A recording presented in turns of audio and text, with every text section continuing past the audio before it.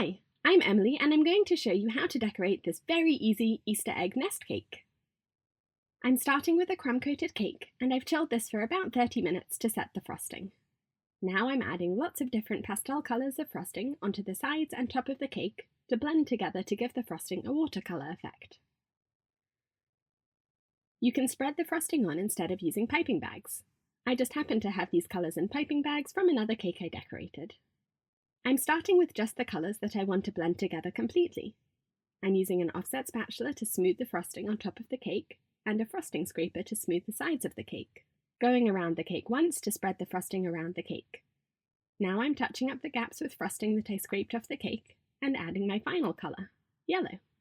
I didn't add this at the beginning because I didn't want it to blend too much to make the frosting brown. Now I'm smoothing some more, and I have a module on how to decorate cakes with watercolour frosting in my free online course on 10 frosting techniques.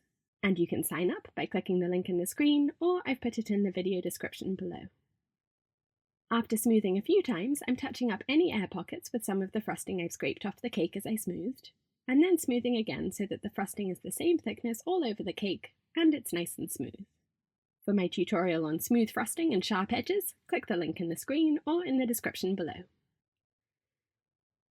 I'm tidying up the top, and then while the frosting is sticky before it sets, I'm pouring some sprinkles onto the cake board around the base of the cake, and then using an offset spatula to press them into the bottom inch or so of the cake. If you don't want to make a mess, you can place a baking tray or a bowl underneath the cake for this part, to catch any escaping sprinkles. I'm chilling the cake for about 30 minutes, and then applying a drip using a white chocolate ganache that I've tinted with pink gel food colour. Warming the cream and then adding white chocolate and letting it sit for 5 minutes before stirring it all together. I use 3 parts of white chocolate to 1 part of cream. I add colour to the ganache at the end, and it's important to use gels because anything water-based will cause the ganache to seize. I let it come to room temperature and then apply it to the cake in a bottle or a Ziploc bag, or you can spoon it onto the cake. I have a module on drips in my online course on 10 cake decorating techniques, and I've put the link in the screen and in the description below.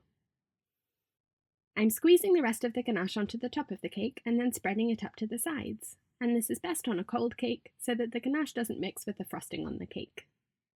I'm scattering a ring of sprinkles around the top of the cake, and they stick nicely into the ganache because it hasn't set completely yet. Now for the fun part. I'm piping a border onto the top of the cake, using chocolate buttercream and a piping bag with a 4B open star tip. I'm piping little spirals of frosting, overlapping each one by about half to give it a rope effect, which also resembles a very neat nest.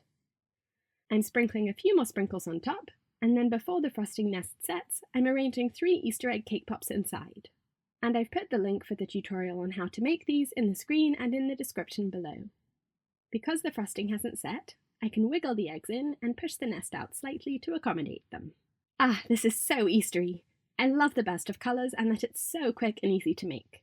This took me less than 15 minutes to decorate, plus 30 minutes to sit in the fridge, while I made the ganache for the drip. Thanks for watching! Subscribe to my channel for a new cake decorating tutorial every week.